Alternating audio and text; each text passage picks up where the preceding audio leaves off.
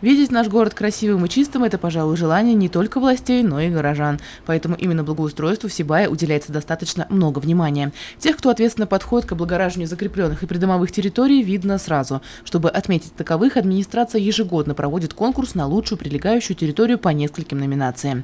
Оценивала уровень благоустройства объектов специальная комиссия, в составе которой представители Роспотребнадзора, отдела торговли, архитектуры, управления ЖКХ, экологи. Критерии разные в зависимости от заявленной номинации.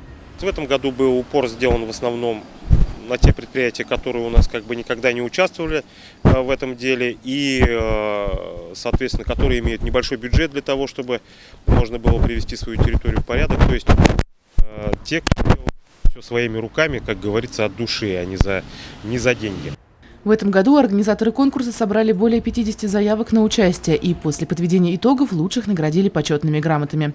Лучшая усадьба частного сектора у Александра Борзила, лучшая торговая точка – магазин «Злата», лучшая придомовая территория по Ленина 4, лучшую инициативу благоустройства проявил Руслан Ирмухаметов, а именно строительство мечети в поселке Аркаим. Лучшим административным зданием стало Башкирское шахтопроходческое управление, а лучшим бюджетным учреждением – Центр детского творчества.